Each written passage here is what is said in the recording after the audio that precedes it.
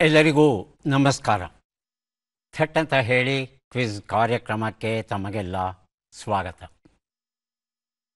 ಬದುಕ ಬದಲಿಸುವ ಒಂದು ಕಥೆಯನ್ನು ಕೇಳೋಣ. ಮೋತಿಲಾಲ್ ನೆಹರು, ನಮಗೆಲ್ಲ ಗೊತ್ತು, ಜವಾಹರಲಾಲ್ ನೆಹರು ಅವರ ತಂದೆ. ವೃತ್ತಿಯಿಂದ ವಕೀಲರಾಗಿದ್ದರು. ಒಂದು ದಿವಸ ಬೆಳಗ್ಗೆ ನ್ಯಾಯಾಲಯಕ್ಕೆ ಹೋಗಬೇಕು. ಅಷ್ಟು ಹೊತ್ತಿಗೆ ಒಬ್ಬ ವ್ಯಕ್ತಿ ಬರ್ತಾನೆ. ಏನಪ್ಪ ಬಂದೆ ಅಂತ ಕೇಳಿದಾಗ ಆ ವ್ಯಕ್ತಿ ಹೇಳ್ತಾನೆ, ಮಗಳ ಮದುವೆ ಏರ್ಪಾಡು ಮಾಡಿದ್ದೇನೆ, ಹಣದ ಕೊರತೆ ಉಂಟಾಗಿದೆ, ತಾವೇನಾದರೂ ಧನ ಸಹಾಯ ಮಾಡಬಹುದಾ? ಎಷ್ಟಪ್ಪ ಬೇಕಾಗುತ್ತೆ ಮದುವೆಗೆ? ರೂಪಾಯಿಗಳಾದರೆ ಸಾಕು ಸ್ವಾಮಿ. ತಮ್ಮ ಸಹಾಯಕನನ್ನು ಕರೀತಾರೆ. ನೋಡು, ಇವತ್ತು ನಾವು ಎಷ್ಟು ದುಡಿತೇವೋ ಅಷ್ಟು ಹಣವನ್ನು ಇವನಿಗೆ ಕೊಟ್ಬಿಡಿ. ಅಪ್ಪ, ನೀನು ಸಂಜೆ ಬಾ, ಸಂಜೆಗೆ ಬಂದು ಹಣ ತಗೊಂಡು ಹೋಗು ಅಂತ ಹೇಳ್ತಾರೆ ಮೋತಿಲಾಲ್ ನೆಹರು. ಹಾಗೆಯೇ ಆವತ್ತಿನ ಅವರ ವೃತ್ತಿ ಮುಗಿಯುತ್ತೆ. ಸಂಜೆಯಾಗುತ್ತೆ. ಯಥಾ ಪ್ರಕಾರ ಆ ಬಡವ ಬರ್ತಾನೆ. ಸ್ವಾಮಿ, ನನಗೆ ಹಣ ಬೇಕು, ಕೊಡ್ತೀನಿ ಅಂತ ಹೇಳಿದಿರಿ, ಬೆಳಗ್ಗೆ ಬಂದಿದ್ದೇನೆ ಅಂದಾಗ ಆಗ ಮೋತಿಲಾಲ್ ನೆಹರು ಮತ್ತೆ ಕರೀತಾರೆ. ಇವತ್ತಿನ ನಮ್ಮ ಸಂಪಾದನೆ ಎಷ್ಟು ಅಂತ ಕೇಳಿದಾಗ ಸಹಾಯಕ ಹೇಳ್ತಾನೆ, ಸ್ವಾಮಿ, 1300 ರೂಪಾಯಿಗಳನ್ನು ಇವತ್ತು ನಾವು ಸಂಪಾದನೆ ಮಾಡಿದ್ದೇವೆ, ಆ ಹಣದಲ್ಲಿ 300 ರೂಪಾಯಿ ಕೊಟ್ಟು ಬಿಡಲೇ ಇವನಿಗೆ ಅಂತ ಕೇಳಿದಾಗ ಮೋತಿಲಾಲ್ ನೆಹರು ಹೇಳ್ತಾರೆ, ಹೌದು, ಅವನಿಗೆ ಅಗತ್ಯ ಇರೋದು 300 ರೂಪಾಯಿ ನಿಜ, ಆದರೆ ಬೆಳಗ್ಗೆ ನಾನೊಂದು ಮಾತು ಕೊಟ್ಟಿದ್ದೆ, ಇವತ್ತಿನ ದುಡಿತ ಎಷ್ಟಿದೆಯೋ ಅಷ್ಟೂ ನಿನಗೆ ಅಂತ. ಹಾಗಾಗಿ ಆ ಹಣ ಏನಿದೆ ಅಷ್ಟೂ ಹಣವನ್ನು ಅವನಿಗೇ ಕೊಟ್ಟು ಬಿಡಿ, ಅದರಲ್ಲಿ 1 ರೂಪಾಯಿಯನ್ನು ನಾವು ಇಟ್ಕೊಳ್ಳೋದು ಬೇಡ ಅಂತ ಹೇಳ್ತಾರಂತೆ. ಆ ಬಡವನ ಸಂತೋಷವನ್ನು ಹೇಗೆ ವರ್ಣಿಸೋದು ಬಹಳ ಬಹಳ ಕಷ್ಟ. ಹೀಗೆ ಕೊಟ್ಟ ಮಾತಿಗೆ ತಪ್ಪಿಸಿಕೊಳ್ಳದ ಹಾಗೆ ಮಾತನ್ನು ಉಳಿಸಿಕೊಳ್ಳುವಂಥ ಜನ ಬಹಳ ಬಹಳ ಅಪರೂಪ. ಅವನಿಗೆ ಬೇಕಾಗಿದ್ದು 300 ರೂಪಾಯಿ ಅಷ್ಟೇ ಕೊಡಬಹುದಾಗಿತ್ತು, ಆದರೆ ಮಾತು ಕೊಟ್ಟಿದ್ದರು, ಇಂದಿನ ದುಡಿಮೆ ಪೂರ್ತಿ ನಿನ್ನದೇ ಅಂತ. ಹಾಗೆಯೇ ನಡ್ಕೊಂಡ್ರಂತೆ.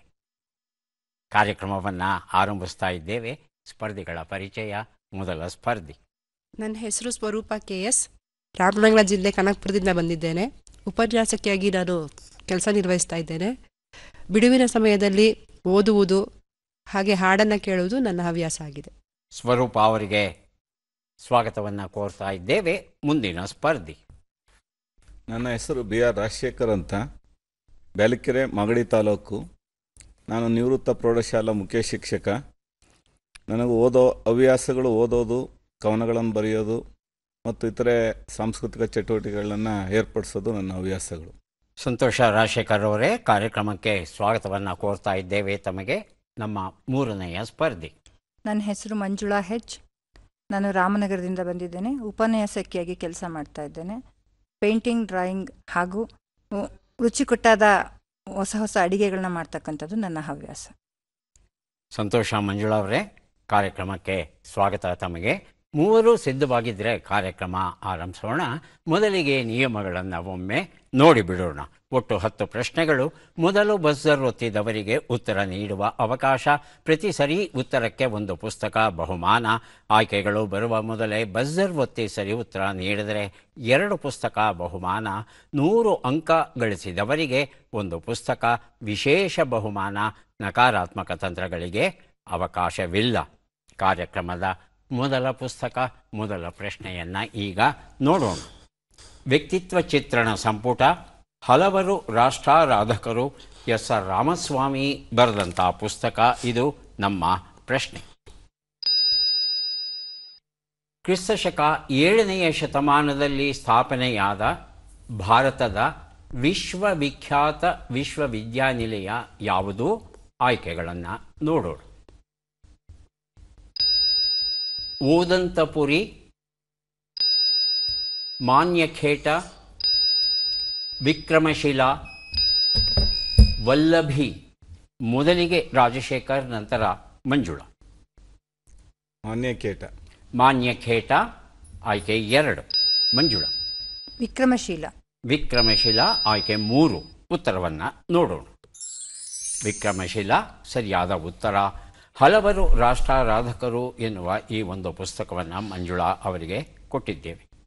ಈ ವಿಕ್ರಮಶಿಲ ವಿಶ್ವವಿದ್ಯಾನಿಲಯ 7ನೆಯ ಶತಮಾನದಿಂದ ಹಿಡಿದು 12ನೆಯ ಶತಮಾನದವರೆಗೆ ಇದು ಅಸ್ತಿತ್ವದಲ್ಲಿತ್ತು. ಬಿಹಾರದಲ್ಲಿ ಬಾಗಲ್ಪುರ ಅಂತ ಒಂದು ಸ್ಥಳ, ಅಲ್ಲಿ ಪಾಲವಂಶದ ಅರಸ ಧರ್ಮಪಾಲ ಅನ್ನೋನು ಇದನ್ನು ಆರಂಭಿಸ್ತಾನೆ. ಇಲ್ಲಿ ತಾಂತ್ರಿಕ ಬೌದ್ಧ ಧರ್ಮದ ಜೊತೆಗೆ ಇತರ ವಿದ್ಯೆಗಳನ್ನು ಕಲಿಯೋದಕ್ಕೆ ಅವಕಾಶ ಇರುತ್ತೆ. ಆದರೆ ಭಕ್ತಿಯಾರ್ ಖಿಲ್ಜಿ ಹೇಗೆ ಆತ ನಾಳಂದ ವಿಶ್ವವಿದ್ಯಾನಿಲಯವನ್ನು ನಾಶ ಮಾಡಿದ್ನೋ ಹಾಗೆಯೇ ವಿಕ್ರಮಶಿಲಾ ವಿಶ್ವವಿದ್ಯಾನಿಲಯವನ್ನು ನಾಶ ಮಾಡ್ತಾನೆ. ಮುಂದಿನ ಪುಸ್ತಕ ದೇವರು, ಎನ್ ಮೂರ್ತಿರಾವ್ ಬರೆದಂಥ ಸೊಗಸಾದ ಕೃತಿ ನಮ್ಮ ಪ್ರಶ್ನೆ. ಕಾರ್ಬನ್ ಡೈಆಕ್ಸೈಡನ್ನು ಈ ಕೆಳಗಿನ ಯಾವ ಕ್ಷೇತ್ರದಲ್ಲಿ ಉಪಯೋಗಿಸುವುದಿಲ್ಲ ಅಂತ ತಿಳ್ಕೋಬೇಕು. ಆಯ್ಕೆಗಳು: ಅಗ್ನಿಶಾಮಕ, ಇಂಧನ, ಡ್ರೈ ಐಸ್, ತಂಪು ಪಾನೀಯಗಳು. ಮೊದಲಿಗೆ ರಾಜಶೇಖರ್, ನಂತರ ಮಂಜುಳಾ. ಅಗ್ನಿಶಾಮಕ. ಅಗ್ನಿಶಾಮಕದಲ್ಲಿ ಬಳಸೋದಿಲ್ಲ ಅಂತ ತಾವು ಹೇಳ್ತಾ ಇದ್ದೀರಿ. ಮಂಜುಳಾ. ತಂಪು ಪಾನೀಯಗಳು. ತಂಪು ಪಾನೀಯದಲ್ಲಿ ಬಳಸೋದಿಲ್ಲ ಅಂತ ತಮ್ಮ ಅನಿಸಿಕೆ. ಉತ್ತರವನ್ನು ನೋಡೋಣ. ಆದರೆ ಸರಿಯಾದ ಉತ್ತರ ಇಂಧನ. ಅಗ್ನಿಶಾಮಕ, ವಿದ್ಯುತ್ ಅಗ್ನಿ ಅವಘಡಗಳು ಇದ್ದಕ್ಕಿದ್ದಂಗೆ ಶಾರ್ಟ್ ಸರ್ಕ್ಯೂಟ್ ಆಗಿ ಬೆಂಕಿ ಹೊತ್ಕೊಂಡ್ಬಿಡುತ್ತೆ.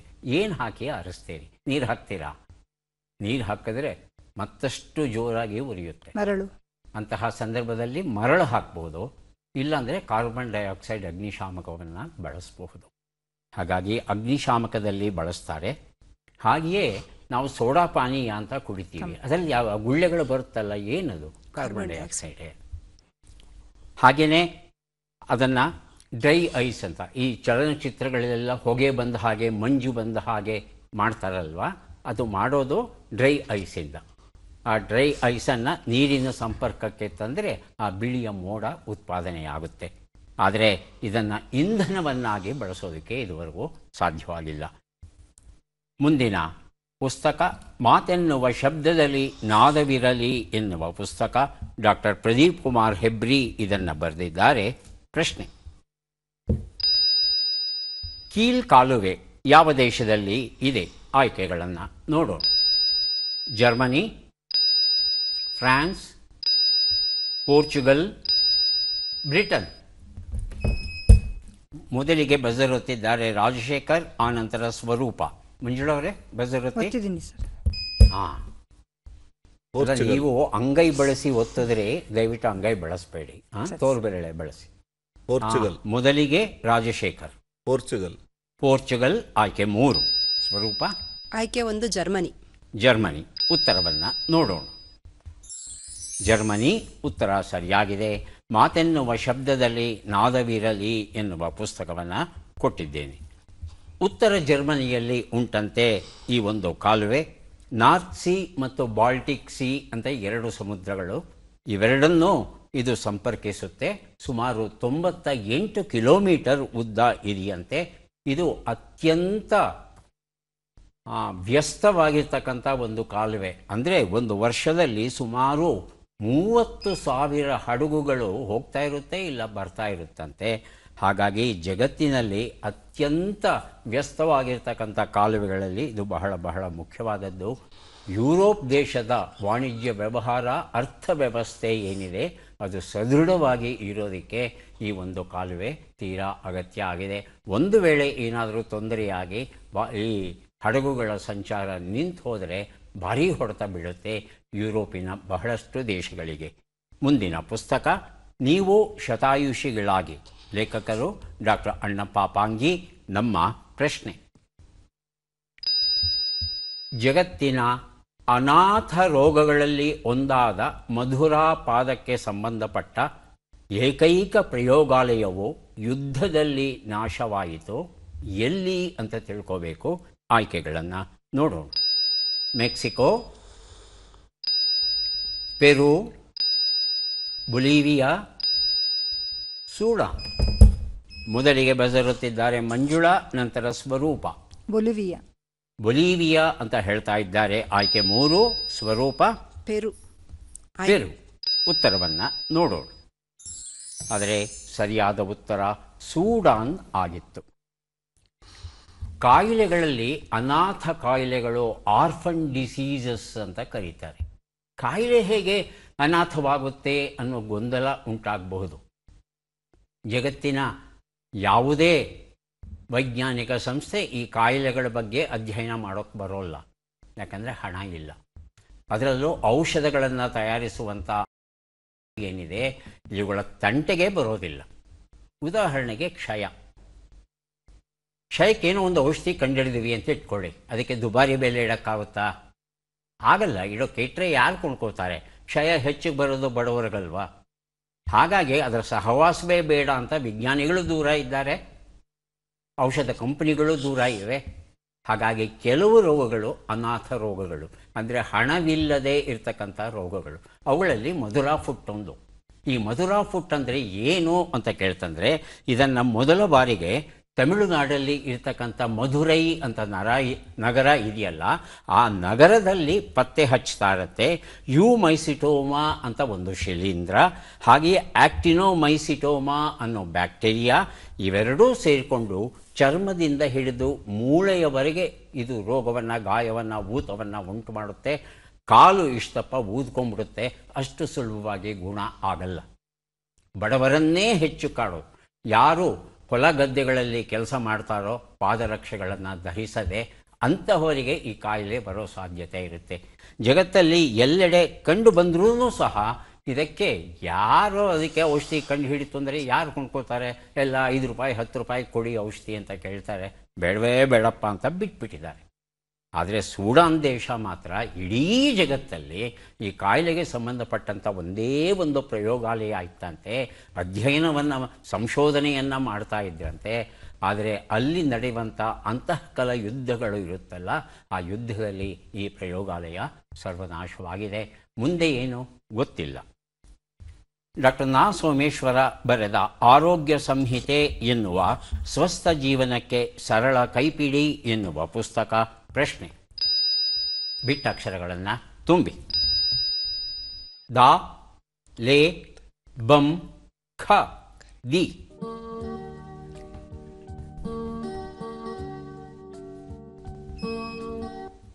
ಬಜರ್ ಒತ್ತಿದ್ದಾರೆ ಸ್ವರೂಪ.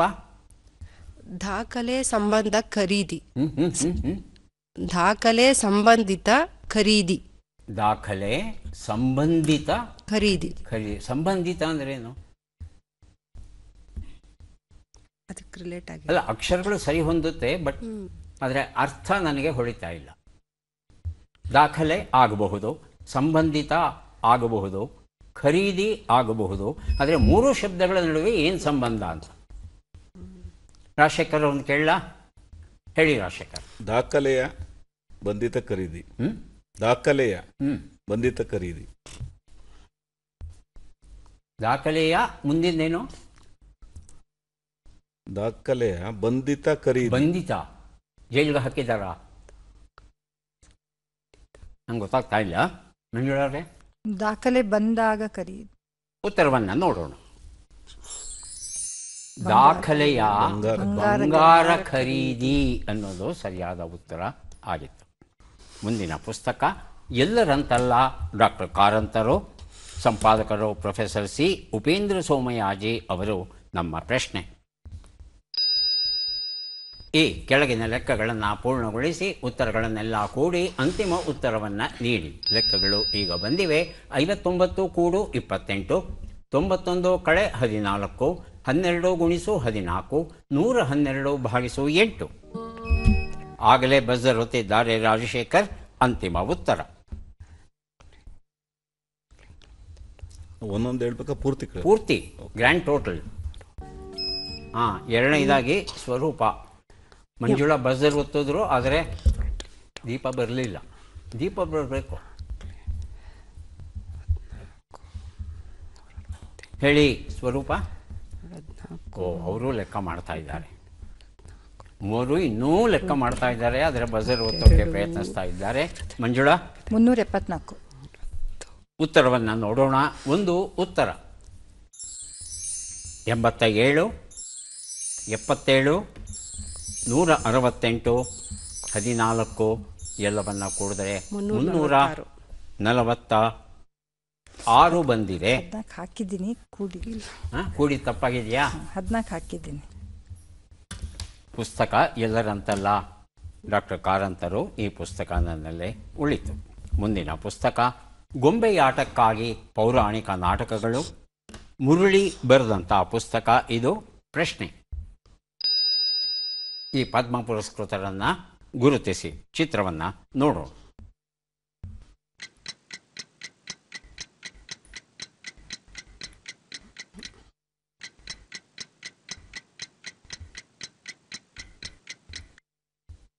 ಆಯ್ಕೆಗಳು: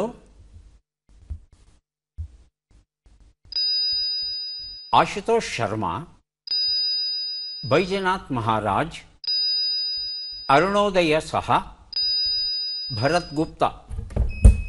ಮೊದಲಿಗೆ ರಾಜಶೇಖರ್, ಆನಂತರ ಸ್ವರೂಪ. ಅಶುತೋಷ್ ಶರ್ಮಾ. ಆಯ್ಕೆ 1 ಸ್ವರೂಪ. ಭರತ್ ಗುಪ್ತ್. ಭರತ್ ಗುಪ್ತ್ ಆಯ್ಕೆ 4. ಉತ್ತರವನ್ನು ನೋಡೋಣ. ಭರತ್ ಗುಪ್ತ್ ಉತ್ತರ ಸರಿಯಾಗಿದೆ. ಗೊಂಬೆಯಾಟಕ್ಕಾಗಿ ಪೌರಾಣಿಕ ನಾಟಕಗಳು ಎನ್ನುವ ಈ ಒಂದು ಪುಸ್ತಕವನ್ನು ಅವರಿಗೆ ಕೊಟ್ಟಿದ್ದೇವೆ. ಭರತ್ ಗುಪ್ತ್ ಅವರಿಗೆ ಈ ವರ್ಷ ಪದ್ಮಶ್ರೀ ಗೌರವ ದೊರೆತಿದೆ.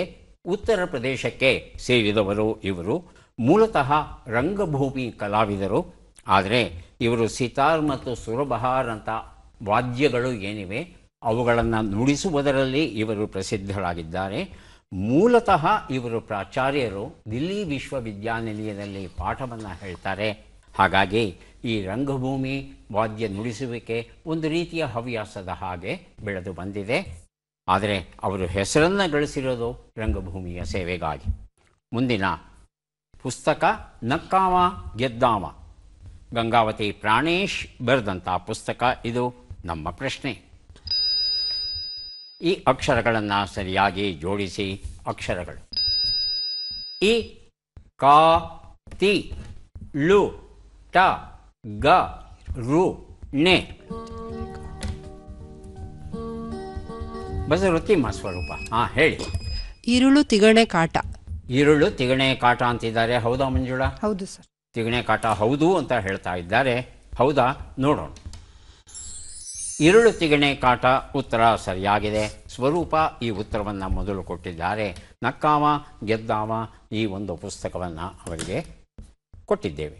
ಈಗ 3 ಪುಸ್ತಕಗಳನ್ನು ಕೊಡೋದಕ್ಕೆ ನಾವು ಸಿದ್ಧವಾಗ್ತಾ ಇದ್ದೇವೆ. ಪದಬಂಧ ಬಂದಿದೆ. ಸುಳುಹುಗಳನ್ನು ನೋಡೋಣ. ಕುತ್ತಿಗೆಯ ಒಡವೆ, ಕಿರುಗತ್ತಿ, ಒಂದು ನಕ್ಷತ್ರ.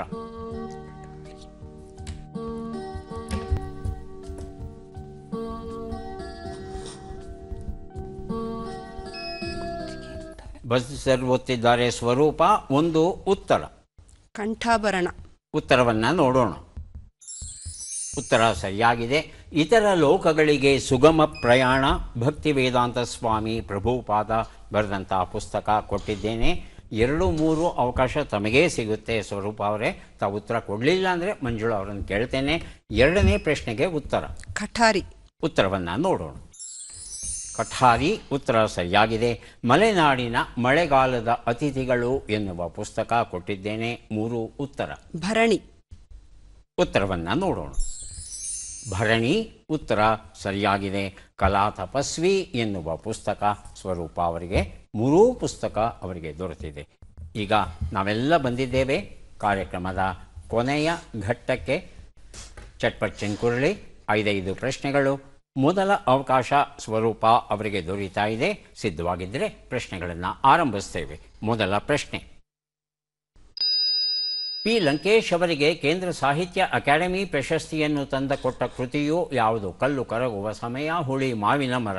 ಕಲ್ಲು ಕರಗುವ ಸಮಯ. ಮುಂದಿನ ಪ್ರಶ್ನೆ: ಕುವೆಂಪು ಅವರನ್ನು ಯಾರು ಯುಗದ ಕವಿ, ಜಗದ ಕವಿ ಎಂದು ಕರೆದರು? ಬೇಂದ್ರೆ, ಕಾರಂತರು. ಕಾರಂತರು. ಮುಂದಿನ ಪ್ರಶ್ನೆ. ಕಲಿಯುಗದಲ್ಲಿ ವಿಷ್ಣು ಮತ್ತು ಲಕ್ಷ್ಮೀ ನೆಲೆಸಿರುವ ಸ್ಥಳಗಳು ಯಾವುವು? ತಿರುಪತಿ, ಕೊಲ್ಲಾಪುರ, ಶ್ರೀರಂಗಂ, ಕೊಲ್ಲಾಪುರ. ಶ್ರೀರಂಗಂ, ಕೊಲ್ಲಾಪುರ. ಮುಂದಿನ ಪ್ರಶ್ನೆ. ಈ ಗಾದೆಯನ್ನು ಪೂರ್ಣಗೊಳಿಸಿ. ಕಟ್ಟಿಕೊಟ್ಟ ಬುತ್ತಿ ಒಂದೇ. ಮುಂದಿನ ಪ್ರಶ್ನೆ. ಈ ಒಗಟನ್ನು ಬಿಡಿಸಿ. ರೆಕ್ಕೆ ಇಲ್ಲ, ಪುಕ್ಕ ಇಲ್ಲ, ಎಲ್ಲೆಂದರಲ್ಲಿ ಹಾರಾಡುತ್ತೆ. ಗಾಳಿಪಟ. ಗಾಳಿಪಟ. ಉತ್ತರವನ್ನು ನೋಡೋಣ. ಒಂದು ಉತ್ತರ. ಕಲ್ಲು ಕರಗುವ ಸಮಯ ಸರಿಯಾಗಿದೆ. ಎರಡನೇ ಪ್ರಶ್ನೆಗೆ ಉತ್ತರ ಬೇಂದ್ರೆಯವರು ಹೇಳಿದ ಮಾತು, ಕಾರಂತರೊಂದರಿ ತಾವು. ಮೂರನೇ ಪ್ರಶ್ನೆಗೆ ಉತ್ತರ ತಿರುಪತಿಯಲ್ಲಿ, ಕೊಲ್ಲಾಪುರದಲ್ಲಿ ಮಹಾಲಕ್ಷ್ಮಿಯಲ್ಲಿ ವಿಷ್ಣು ರೂಪದ ವೆಂಕಟೇಶ್ವರ ಉಂಟು. ನಾಲ್ಕನೇ ಪ್ರಶ್ನೆಗೆ ಉತ್ತರ ಕಟ್ಟಿಕೊಟ್ಟ ಬುತ್ತಿ ಒಂದೇ, ಹೇಳಿಕೊಟ್ಟ ಮಾತೂ ಒಂದೇ, ಸರಿಯಾದ ರೂಪ. ಐದನೇ ಪ್ರಶ್ನೆಗೆ ಉತ್ತರ ಇದು ಮನಸ್ಸು. ಗಾಳಿಪಟಕ್ಕೆ ಬಾಲಂಗೋಚಿ ಬೇಕು, ದಾರ ಬೇಕು, ಇಲ್ಲದಿದ್ರೆ ಹಾರೋಲ್ಲ ಅದು.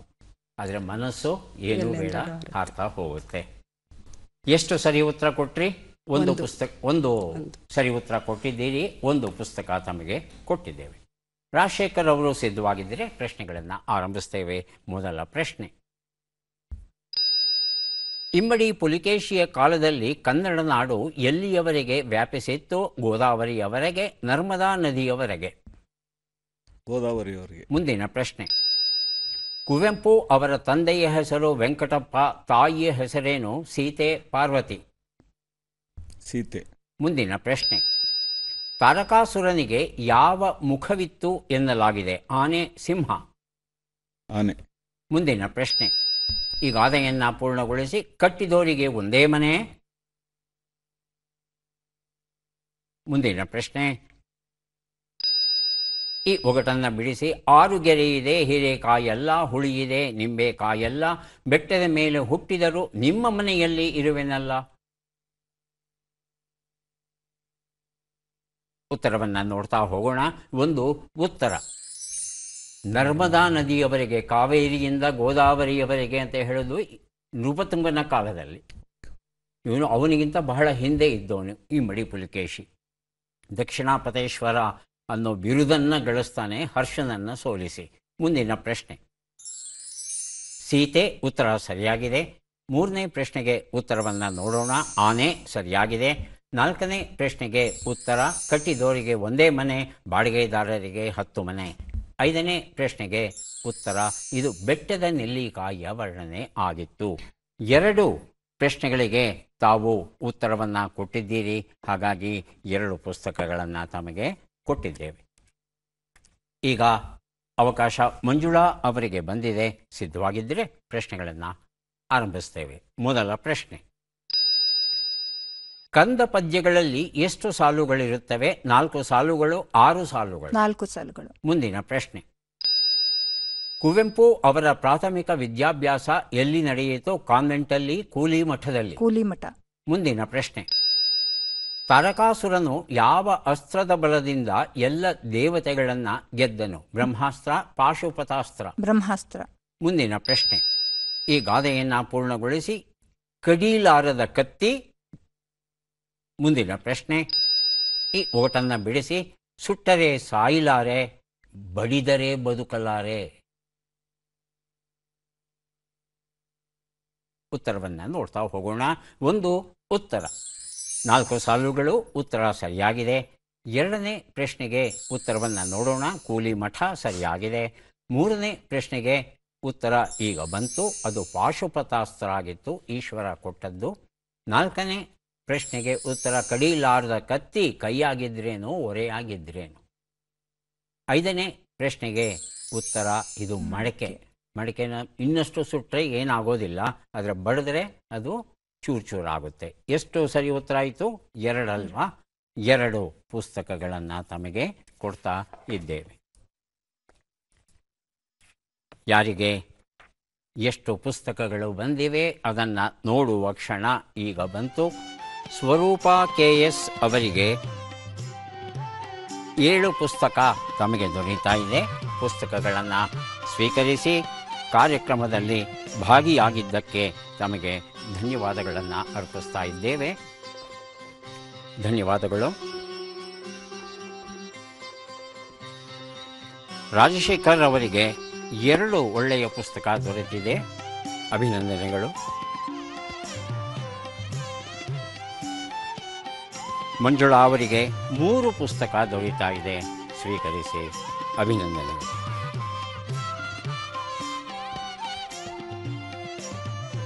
ಮನುಷ್ಯನಿಗೆ ಬಂಧುಗಳು ಇರದಿದ್ದರೂ ಪರವಾಗಿಲ್ಲ, ಒಳ್ಳೆ ಗೆಳೆಯರಿರಬೇಕು ಕಷ್ಟ ಸುಖವನ್ನು ಹೇಳ್ಕೊಳ್ಳಿಕ್ಕೆ. ಇದು ಮನುಷ್ಯರಲ್ಲಿ ಮಾತ್ರವಲ್ಲ, ಹಸುಗಳಲ್ಲಿ ವಿಶೇಷವಾಗಿ ಕಂಡುಬರುತ್ತಂತೆ. ಹಸುಗಳು ತಮ್ಮ ಬೆಸ್ಟ್ ಫ್ರೆಂಡನ್ನು ಆಯ್ಕೆ ಮಾಡಿಕೊಳ್ಳುತ್ತಂತೆ. ಹಾಗಾಗಿ ಏನಾದರೂ ತೊಂದರೆಯಾದರೆ ಆ ಬೆಸ್ಟ್ ಫ್ರೆಂಡಿನ ಹತ್ತಿರಕ್ಕೆ ಹೋಗ್ಬಿಟ್ರೆ ಅವುಗಳ ಒತ್ತಡ ಏನಿರುತ್ತೆ ಎಲ್ಲ ಕಡಿಮೆಯಾಗುತ್ತಂತೆ. ಬಹುಶಃ ಸ್ನೇಹಕ್ಕೆ ಮಿಗಿಲಾದ ಬಂಧ ಮತ್ತೊಂದು ಇಲ್ಲ ಅಂತ ಅನಿಸುತ್ತೆ. ಮತ್ತೆ ಭೇಟಿಯಾಗೋಣ. ನಮಸ್ಕಾರ.